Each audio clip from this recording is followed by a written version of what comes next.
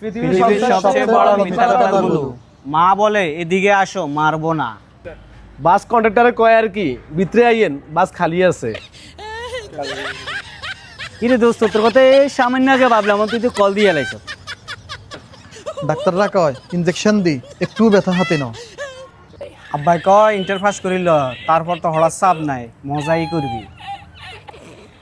আর বড়টা ভাই আরে কয় কস তোর ছোটকালে বাজার তুমি কিনে এনেছি আমরা।